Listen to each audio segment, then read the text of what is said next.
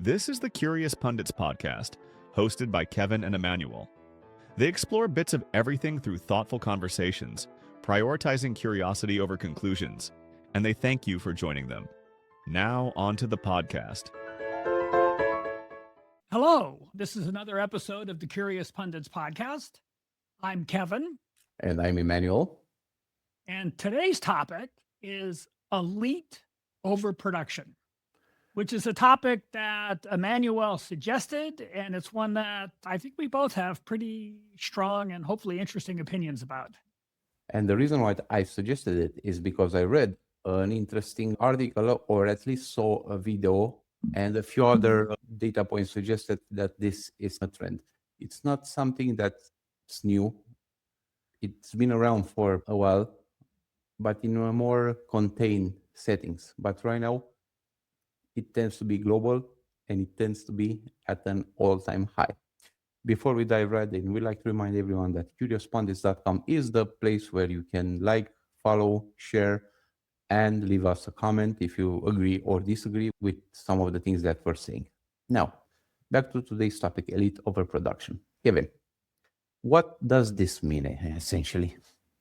The specific examples that you provided as we were zeroing in on this as a topic is that in the United States and probably in Canada, we have an economy that overproduces lawyers and MBAs, and these guys graduate at rates far in excess of jobs available for them. So as a result, you have guys with law degrees working as baristas in coffee shops and driving for Uber, et cetera, et cetera. And it's basically this weird imbalance in the economy. To me, there's a lot of really interesting facets about this. And there's also a larger topic, which I'm going to get to a little bit later. Overproduction of elites leads to an imbalance in the economy, and it leads to emphasizing certain things above other things. There's really a lot to it. Yes, we have too many lawyers, and maybe that's why we live in such a litigious society. We have too many MBAs, and maybe that's why we have too many people running around trying to figure out how to put barriers to competition relative to other people. Optimize the system. Optimizes.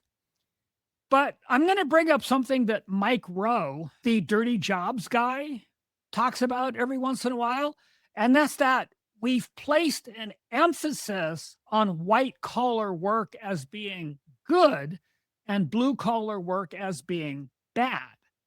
Every economy needs plumbers, electricians, carpenters, and the idea that this is not the ideal way to make a living in and of itself is problematic.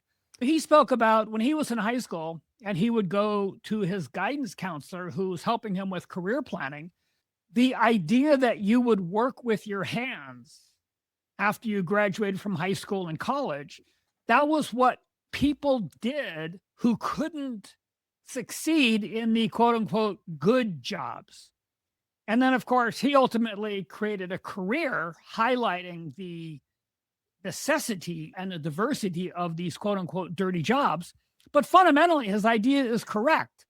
There's no reason why being a plumber or a carpenter or a stonemason or whatever, that these are in any way unrespectable, disrespectable, denigrated. Like, we need these people.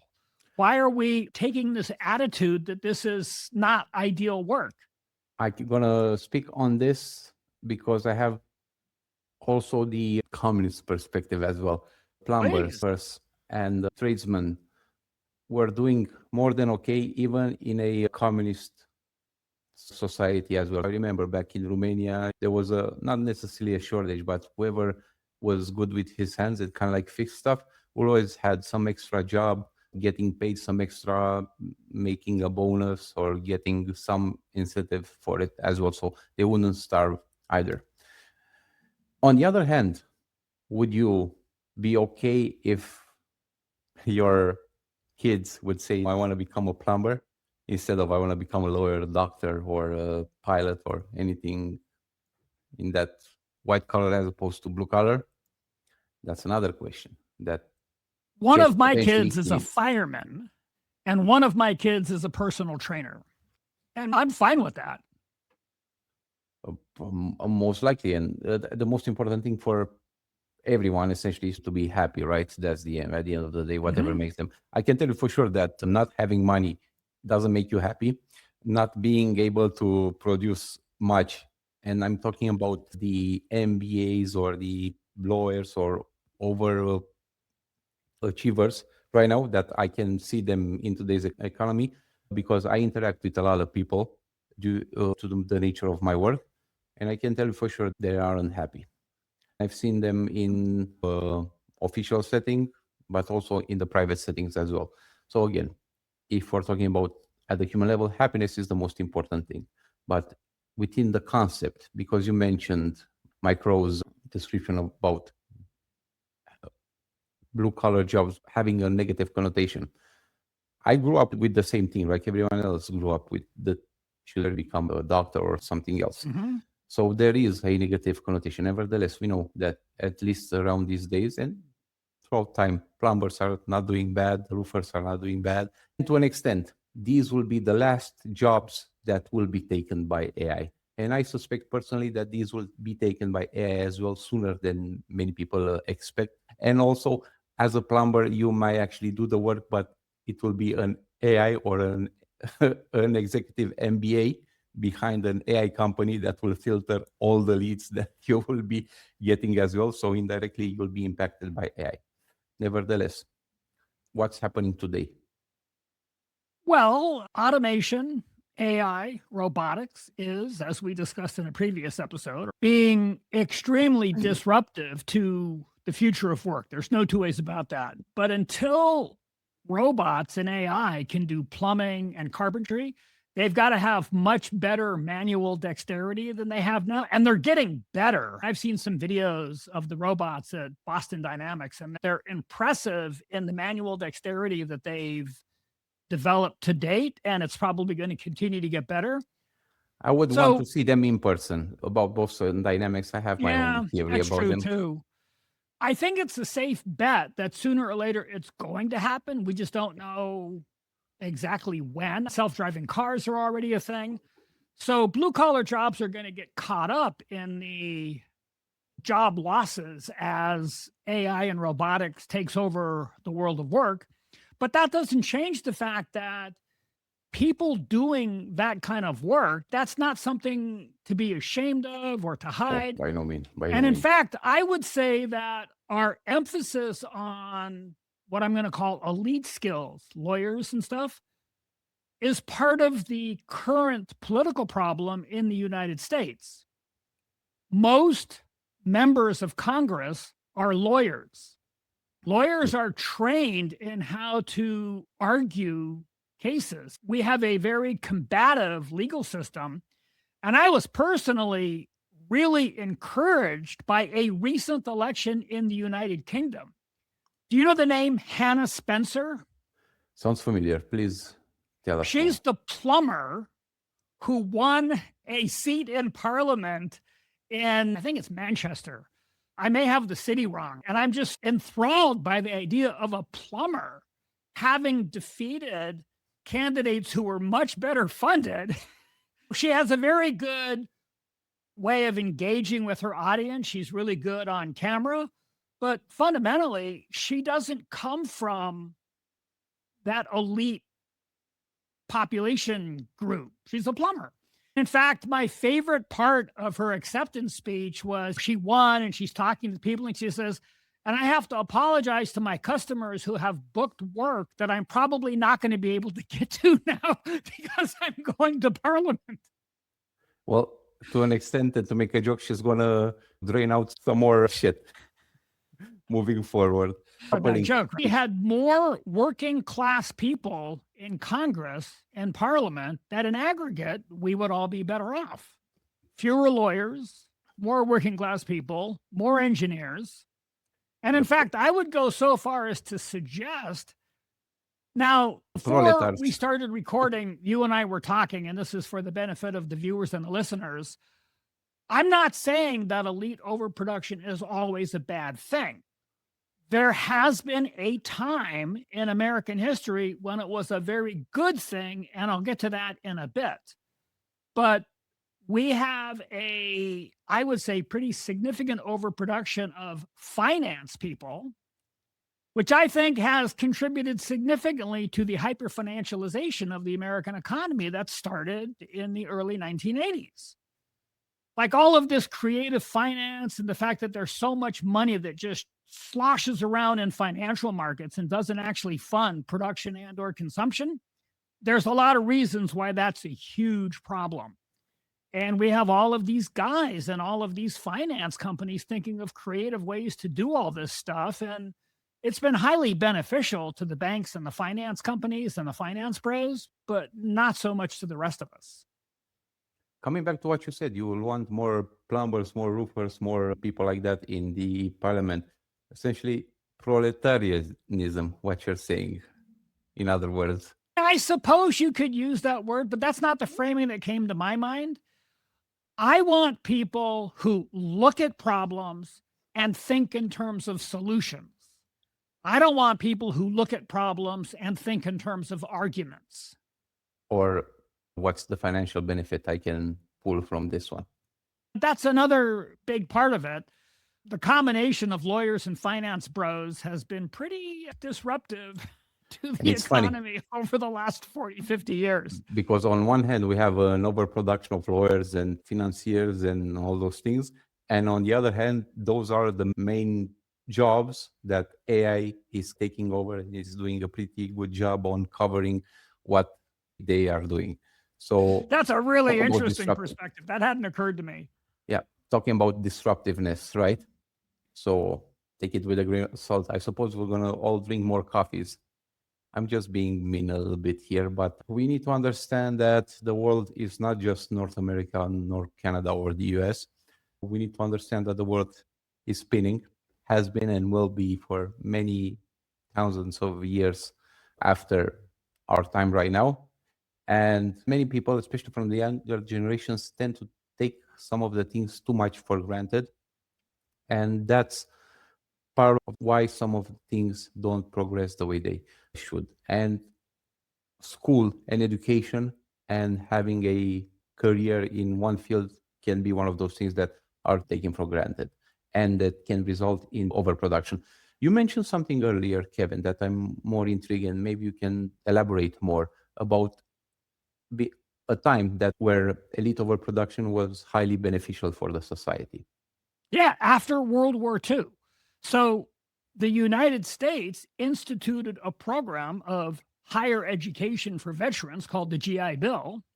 And at the same time, the United States fell behind when the USSR launched Sputnik.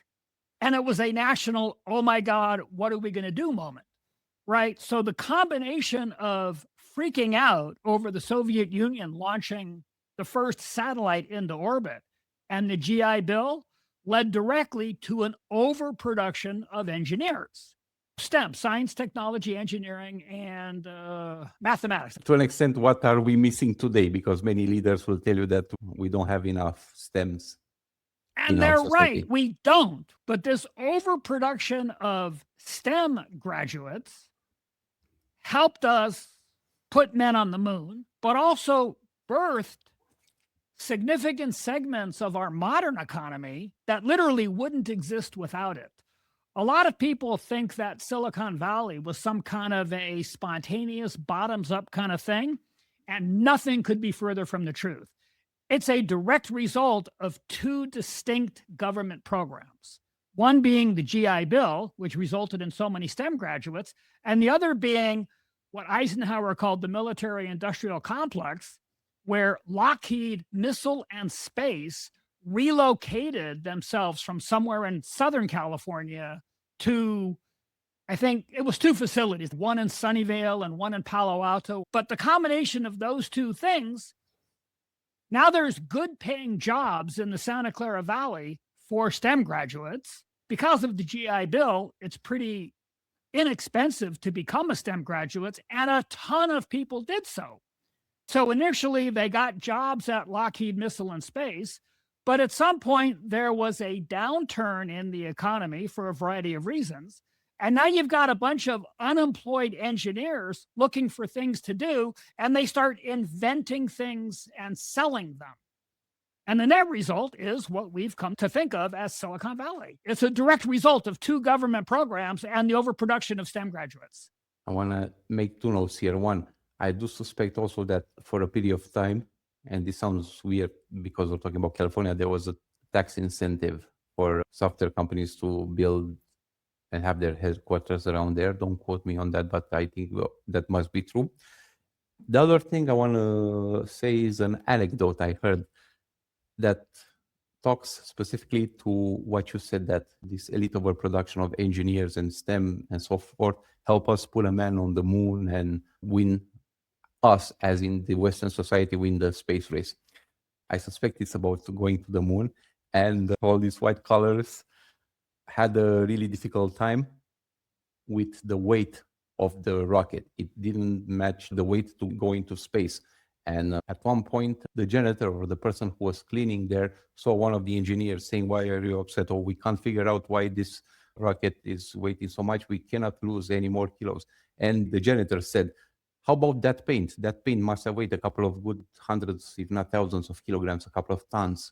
Why don't you remove the paint?" And that was essentially the brilliant idea that helped lift the rocket from the ground. Obviously, I might have gotten some details mixed up, but the irony is that still the white collar gave the solution to the overproductive elite. And I want to add another thing. I just lied about 2 things. I'm going to add the third thing as well, because this is something that I've observed for the past couple of months. We know that any system, when I say system, is society, business, software, whatever, cannot run well without engineers. You need engineers to create it, to be there, to optimize the system and so forth. But you cannot also let some engineers run the system. One positive examples are the Facebook, Mark Zuckerberg and Bill Gates, Microsoft. They're software engineers and they did kind of like a good job. Google as well. But all the others, look at it throughout history, all of them that had just the engineering component and not either the business or the investor component that were in charge of things, went sideways as well. And I'm seeing it in my day-to-day life as well when I'm working with some of the clients who have this training background and they look at things from one specific perspective, because this is how they are trained. Me as well, when I look at the website, I'm an SEO, search engine professionals. When I land on a website, I'm looking at it from an SEO perspective. Does it have this? Does it have that? Does it block? Is it fast? Does it have the right keyword in the H1 and all those things? Whereas, let's say, an engineer that has a business, look at his website and see things differently. So not tied to today's specifically, but one thing is you cannot have a system without engineers, but you also cannot let the engineers run that system completely. I hope that makes sense. It totally makes sense. There's this concept I love. It's a trap that I have fallen into many, many times, and it's called the curse of knowledge. And that's when you believe that other people know things that you know. So, for example, the paint, like what these guys knew to be true is that it's just paint. Yeah. And then somebody else came along and said, well, how much does it weigh? Right? And that forced them to rethink the idea of just paint. It's something that could potentially contribute significantly to the weight. And also we need to give the props to that engineer, because as we know, we deal with humans. So sometimes it's very hard to admit that we didn't think about that and give credit to the right people. We've been in many situations when many people didn't want to realize the facts of the matter or accept a suggestion from somebody that's not, quote unquote, in the field or doesn't have the experience and so forth. So obviously it's important. And probably it's not a nice feeling when you spend like hours and hours and lost probably relationships, lost nights, you didn't party with your mates, all those things to study, to be in a position, and then the janitor comes in and gives you the solution that could be humanity's future at stake. Probably is not a feeling if you're to take things too personal. But I personally think, in general, we are advantaged by engineers having these discussions than lawyers. Because engineers are more open to, I just need a solution. And if the problem is that the paint is too heavy, I'm open to that. Whereas lawyers, their whole career is arguing things. Yeah. Oh my God, we have a solution. We need another problem now. Yeah, Yeah, exactly. I mean, that's how they make their living, right? So to an extent, we understand. So that's why it's good to have a lawyer, an engineer, an accountant, but also somebody in the mix. One of my previous bosses said something that stuck with me when we were discussing about me going into having my own business. And sometimes you need to take the opportunity and do some of the things when you need to. And again, in North America, as you mentioned in the previous episodes, the laws are more leaning towards doing something. So unless it's specifically forbidden, you can do it. Whereas in Europe, where I grew up, and in many other places, you can't do it unless it's specifically written. And he did this anecdote. Imagine Bill Gates talking to a lawyer or an accountant before launching Microsoft. They would have most likely probably taught him out of it. Bill Gates and Steve Jobs with Apple as well. So again, the secret is a mix. You cannot not have lawyers, you cannot not have engineers, but you also don't let them run the system. But again, to today's topic, overproduction of elite. We talk about financials and politics and law. Where else would you tend to see? Because unfortunately, there's still a shortage of doctors. Out of all those things, why do people still go to finance or lawyers, where we know that AI is actually hitting those hard, and not doctors? Because arguably everywhere around the world is a shortage. I don't think there's a place on earth where you said, you know what, we have too many doctors, let's stop medical school and just put them Yeah, to it's something an else. excellent question, and I wish I had an answer. I You mean, don't? well, there should be more doctors, there should be fewer lawyers. How do we rebalance it? But I mentioned earlier that there was a broader topic that I wanted to get to, and I'd like to get to it now. And the broader topic is the concept of a balanced economy. We have this notion that what matters in an economy is that the government that creates the currency have a balanced budget. And what matters much more than that is that there's balance between production and consumption. If you produce more than is consumed, that creates problems. And if you produce less than consumption demand, that creates problems. So, this concept of the overproduction of elites combined with the underproduction of roofers is just a part of this larger problem. Now, Big gap. balancing an economy in that way is challenging, which is why we collectively kind of suck at it.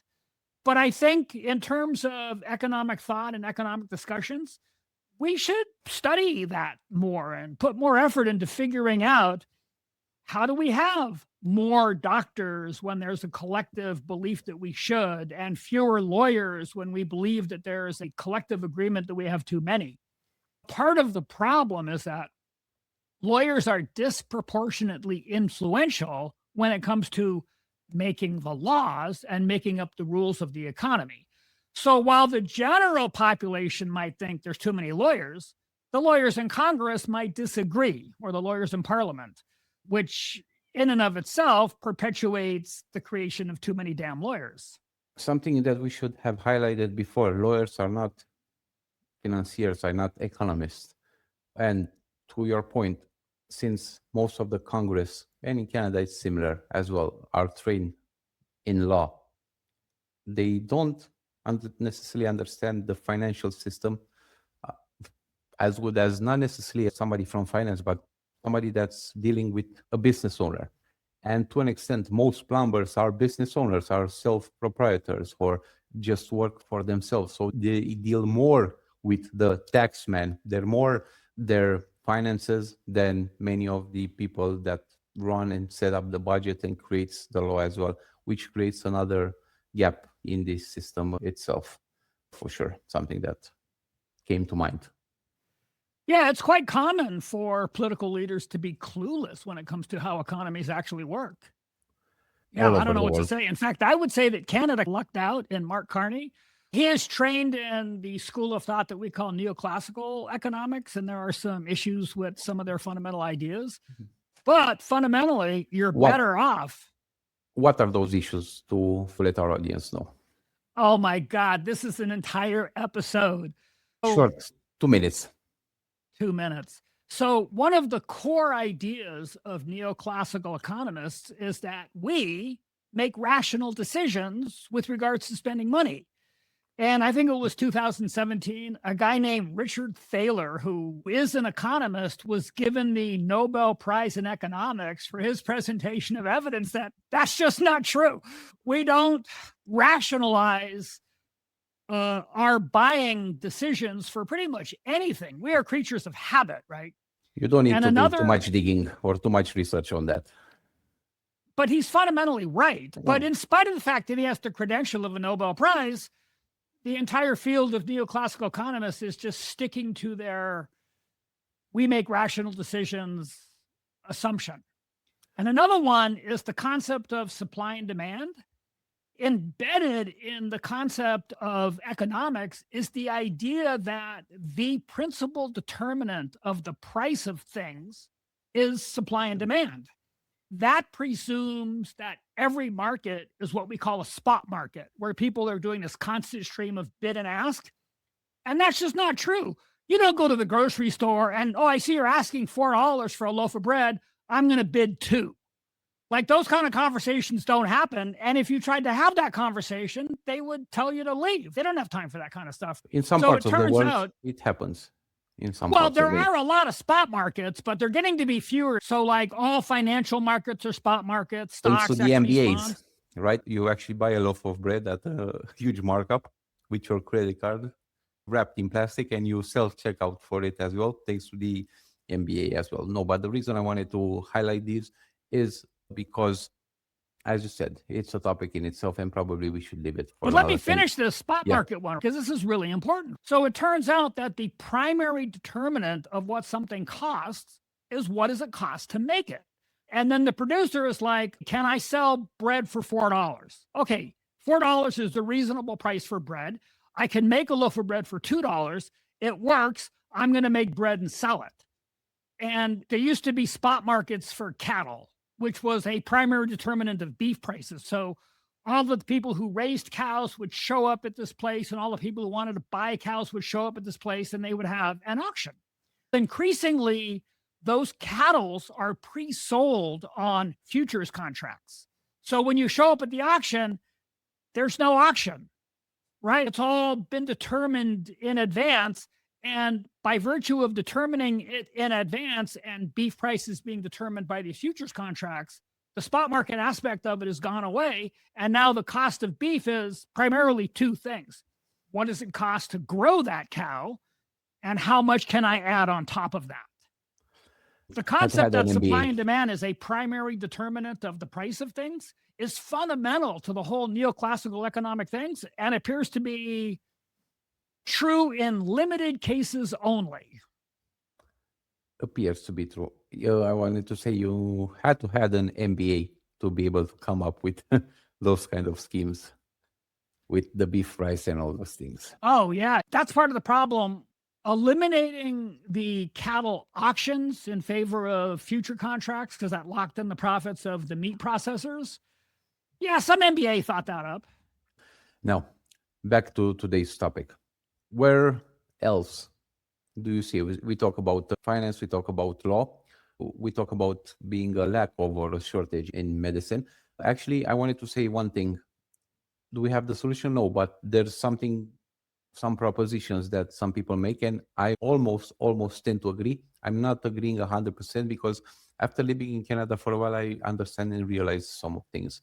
For example, there's many people who came to Canada that were medical doctors that were trained in their home country and have been practicing for years and years that cannot equivalent their studies unless they either go to take some exams and some courses that are, I understand, 70 to 80% of getting a new degree altogether. So you might as well start from scratch, then equivalent your studies. So that could potentially be one solution for some countries. And I am thinking of looking at it for sure. And somebody told me this when I came to Canada. It's important to go to school, not because you learn something. No, you learn things on the job. School's purpose is not necessarily to teach you how to do some things, or after you graduate, you should be able to do anything. No, you shouldn't. it has other purposes, and I highly encourage everyone to take and do college, do university, do whatever you can. The sooner the better. I'm a big proposer, especially if you're at the right age, because it might cost a lot, but being a 20-year-old in a college campus is priceless with the experience that you have altogether. Many people don't do that anymore, and that's also part of the problem, part of today's society, about over optimization, over studying, over doing all those things, because they don't have the human interaction. You get so many degrees, yet you lack the basic concept of walking into a room and saying, hello, how are you? How was your day? And that can change completely. And you don't do that by studying in school. You learn that in school, of course, but by interacting with other folks. Getting drunk and partying and doing some crazy stuff have their benefits, and I think that's priceless. But again, somebody told me that also being in Canada and going to school in Canada prepare and train you for the system that's in North America. I can tell you for sure, in other places of the world, even in Europe, even in the UK, things are fairly different. And it's not just one person who said that. Obviously, they adapted quite fast, but it wasn't as they expected to initially. That's one thing that can be reviewed, at least making a little bit more accessible to equivalent some of those studies for the people who are already trained. That's a big part of any society. People who do something or know how to do something, they guide newcomers into the profession, into the discipline, into the fold. This has always happened. And it's a little different today because society is so much larger and so many people interact with people they don't know.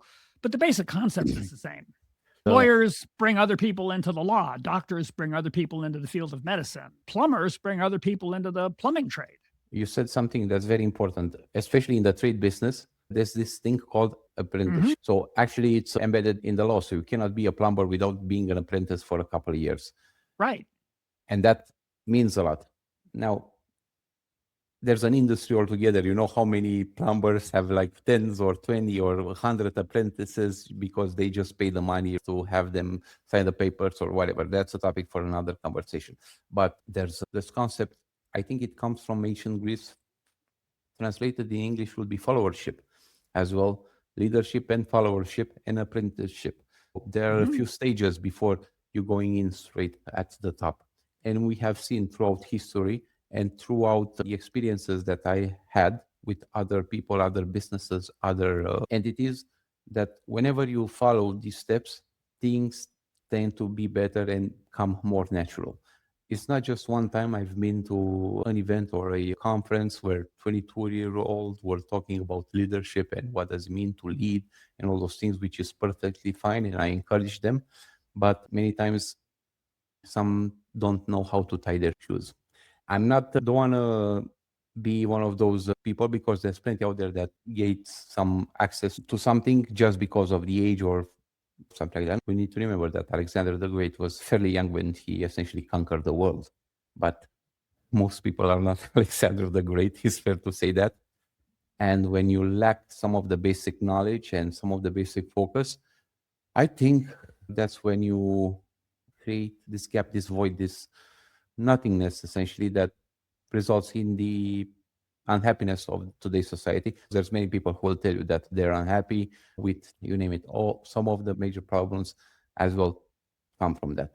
Why am I saying this? I'm keep emphasizing on this aspect because I've seen them more and more, and I'm trying also to offer this solution. No one asked for it, but hey, this is our podcast, so we do whatever we want on one end. And I hope that part of the reason why I'm doing this podcast is also to share my knowledge, share my experience, share my ideas, and to help at least one person. And by helping, I don't necessarily mean that they're going to change. Well, hopefully they're going to change their lives for sure. Not by listening to this podcast and they go in and do like $1 million because they found an idea on this podcast. No, but if they start thinking or asking and seeing a different perspective and asking the different questions, things will change for sure, and mostly for the better. I do believe that's my intent behind all these extra comments, all the effort behind the podcast and the topics. And of course, to learn about some things that I wasn't aware of. I hope we are able to help people think things through. I don't know what to say beyond that. There's nothing to say. Elite overproduction. Let's Well, navigate I like to towards ending. flip the paradigm a little. So I know that everybody talks about elite overproduction, but the flip side of the coin is the underproduction of others. There's a variety of reasons why housing is so expensive around the world. Zoning rules and the way homes are financed. But one of the reasons is we just need more. If we need more housing, we need more housing to be built. We need more people who build housing to exist in society. Are we underproducing construction workers? Probably. I don't have definitive numbers at my fingertips, but I have a feeling that it doesn't matter which government, the United States or Canada, but if the government was to say, we're going to go on a national home building spree, we're going to change zoning laws through legislation, we're going to change how properties are financed through legislation, and we're going to marshal as many construction workers as we can get, and we're just going to build enough housing. Would there be enough construction workers? And this has been done in the past in the US and Canada to an extent as well. Especially, I wasn't here, but during the 2008 financial crisis, I understand that Canada saw little to none of the effects of the economy downturn, and especially because the prime minister at that time, I forgot his name, simply emphasized a lot on the construction. So he gave the green light to start building. Some of the highways were built, a lot of houses were built around that time as well, with his vision essentially, and his not permission, but he kind of gave the green light to have the economy stimulate this.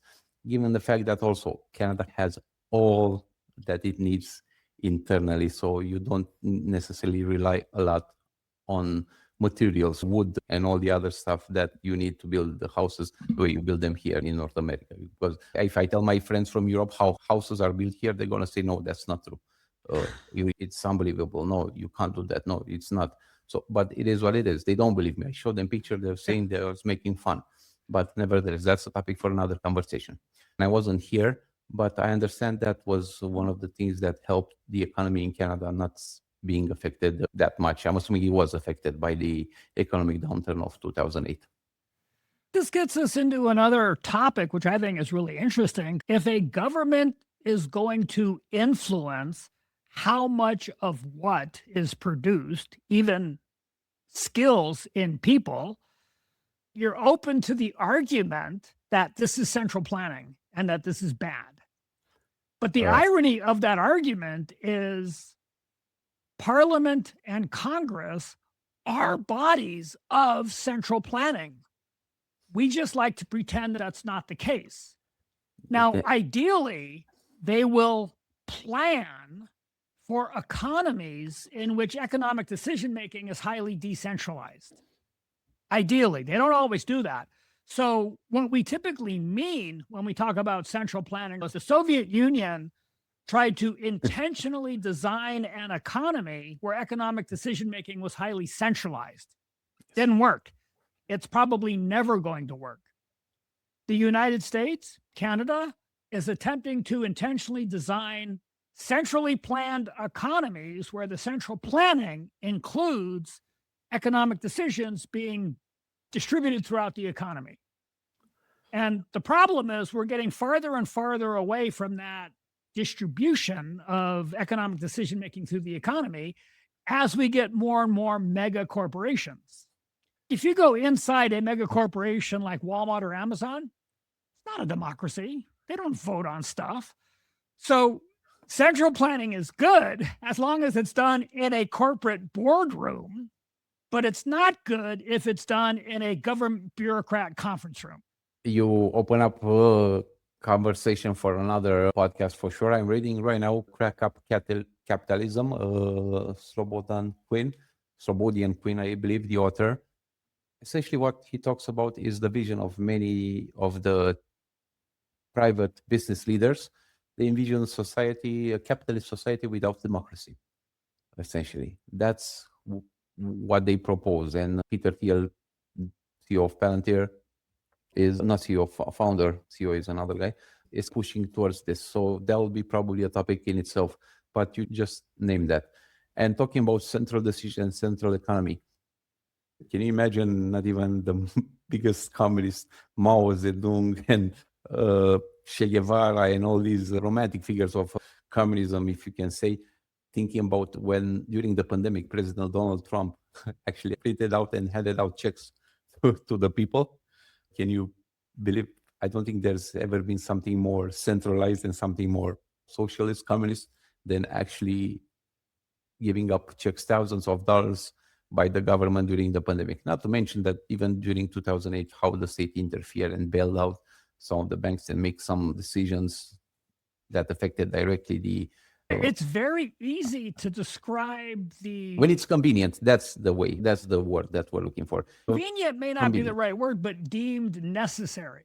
So back in 2008, the Treasury Secretary was Timothy Geithner, and he had a conversation with Elizabeth Warren. Now, this is from Elizabeth Warren's perspective. She said, I was in this conversation. This is what he said. And I was like, oh my God, are you serious?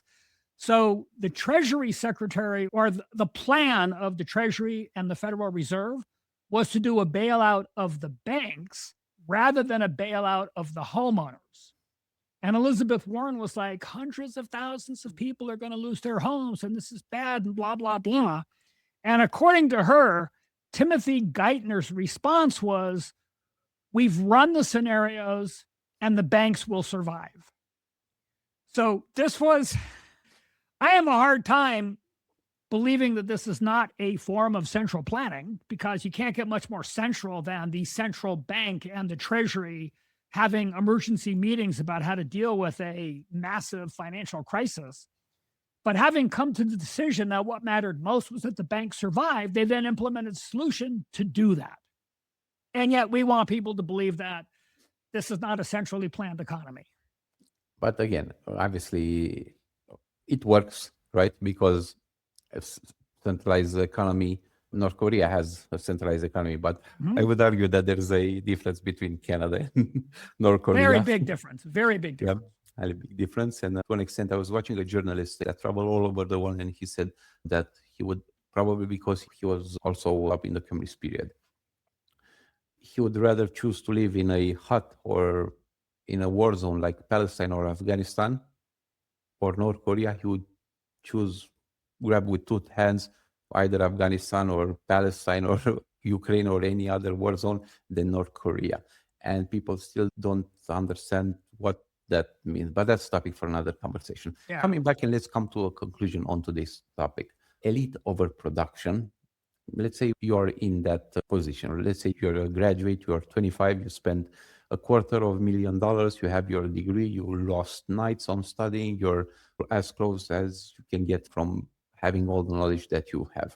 What essentially do you do? And to that note, I'm going to tell you what I'm going to do. I'm actually considering getting a job, or at least getting into some courses or learning something about, I think, food, for example, because I realize that I don't necessarily know how to do many things that are not on a computer personally. I probably do more than a lot of people, but I'm not necessarily, I build a shelf and I do some fixes every now and then in the house myself, the traditional male things that some people expect. But I don't know how to cook a meal that will blow someone's mind or stuff like that. So I might actually consider even coffee. I'm doing an okay coffee, but I'm far from knowing something like a barista does. So I'm actually considering getting a job, because courses, they help, of course, but these kind of things you don't learn through a course. You learn by actually go ahead. And fortunately, learn by doing. There's lots of opportunities. I don't think there's a pizza place that doesn't need help. I don't think there's a burger place that doesn't help. I don't think there's a blue collar place that doesn't need. So for me, probably I'll go into learning a little bit about the food business, because I know how to eat it. I'm very good at how to eat it and how to consume it. Yeah, I'm number one. I can teach. I can write a PhD thesis on it.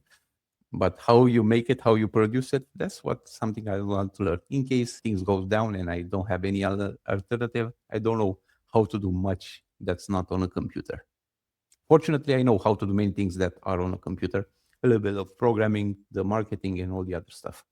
But let's say one thing that I definitely know about you is you are not going to have time to do what you just said. I appreciate the thought and the ambition and the desire, but you're not going to have time for that. Most likely. Yeah. I'll stick to eating. But let's do this scenario. You're 25, 26, you just graduated, you spend a lot of money, you're in debt, and you're just finished law school, and you realize that ChatGPT will actually be able to provide the information that you would research, I don't know, days in a couple of seconds. What do you do? God, it's tough. So I mentioned two of my children. One's a fireman, one's a personal trainer. The third one, a daughter, works in marketing at a very large tech firm. And she makes the most money and she carries the highest stress. So what's the right trade-off? And it's not that she makes like a little bit more than her brothers. She makes a lot more than her brothers. But the stress level is off the charts for her. As a parent, I'm like, maybe become a fireman. I don't know. It's tough. I wish I had better answers, but I don't. Fair. So no answer essentially, but just one, be happy. Be happy. Yeah. Find something that makes you happy. And we've all got to cover our bills. So having enough money come in matters, but we don't want to take on a lifestyle that's so stressful that it just eats us up from the inside. And there are people who live those kind of lives. So there's trade-offs to be made. Most people, or at least many people, unfortunately, and I've been one of them for many, many years. One thing I learned for sure is that even when you do something that you like, you'll still find stuff that you'll detest. For example, I was in the music business and I really didn't like the parts where you actually set everything up. I wasn't minded because I know what the outcome would be. And let's say we're preparing for the session. This singer comes. You need to set up his preferred mic. What's the best mic for his voice? Sometimes you need to do some testing before, set up the room, set up the software, the plugins, predetermine some of the EQs and all those things. And that can take time from 10 minutes to 2-3 hours. But I wasn't minding it that much when I was envisioning the end result and also the process of getting into the studio and recording and working with the artists and so forth. And that's when I realized that even when it's something that you like to do, you'll inevitably find points that you'll hate it with a passion, right? Even right now, I like to do SEO, but sometimes I don't want to set everything up. I don't want to replicate the templates and put everything into place and all those things that can take even half an hour. And the fact that I know the outcome and the process will help me overcome this. So even if you find something that you love doing, you'll find things that will stress you out. But at the end of the day, aim for being happy. That's what I want for my kids, being happy. A certain amount of stress is beneficial. We know from a muscle, if you don't apply some pressure, some stress, it won't grow. But don't let the stress be larger than what you're trying to achieve itself, because it won't become about the job. It will become about managing the stress that comes with the job. Then you're better off doing whatever, or essentially do nothing. I promise, at least in North America, it's unlikely you will starve. God, you opened up a can of worms with that one. Don't want to eat can of worms. In order to sustain the level of human population that we have on Earth today, we need fertilizer. If we didn't have artificial or synthetic fertilizer, we couldn't produce enough food for 8 billion people. And I don't understand the chemistry behind it, but fertilizer is a byproduct of natural gas production. And we just shut down a major conduit for fertilizer during planting season. So could this result in starvation later? It's not impossible. Hopefully, saner minds will prevail, but maybe, drill, baby, drill. Maybe there's something to it then. We're generating enough natural gas around the world to produce enough fertilizer. It's just that a disproportionate amount of it is produced in the Persian Gulf because they're refining a lot of oil and dealing with a lot of natural gas. It's just a natural byproduct. Yeah. So that's a topic in itself for another conversation that we should tackle, of course. And famine and starvation is actually, in my book, the biggest threat that we face as humanity. But given the fact that, so you will starve in a doomsday scenario, you will starve regardless if you're in a doomsday scenario, on the streets, or if you're the top paying lawyer, you'll be in the same boat essentially, because these things happen it's not just one thing that happens. Okay, you have a pandemic every now and then, you have an economic downturn, but you also have a natural phenomenon that destroys crops and all those things. Most of the North America is highly dependent on the Saskatchewan for grains, right? It's a province in Canada. So imagine something happened. Just one crop, you need to have it compromised, and then that's it. Yet again, there's a difference between starvation and ration the food. So arguably, all of us overeat, right? We eat more than we actually need. I enjoy, not today because I'm fasting, but burgers, fries, salad, and that's just one meal, right? Pizza in the evening, eggs or whatever in the morning. And especially right now with the globalism, we have access to all the cuisines in the world. So it's fair to say that without disregarding the doomsday scenario, most people won't starve. And somebody said at the tech convention here in Toronto, listen, if you just go to all the free events in Toronto, you'll get at least 3 slices of pizza and a couple of beers for free every night, year round. So even if you just do that. That being said, elite overproduction. I don't think there's necessarily a conclusion. We had an interesting conversation. CuriousPundits.com is the place where you can like, follow, share, subscribe, listen to our previous episodes, listen to the next episodes that we'll be putting up, leave us a comment if you agree or disagree with what we said. Maybe if we made a mistake, and we made a few of those for sure. Let us know. That being said, my name is Emanuel. My name is Kevin. And until the next time, thank you for listening. Thank you for listening to this episode. If you like the podcast, please like, subscribe, and tell others. Visit CuriousPundits.com to learn more, and stay tuned for the next episode.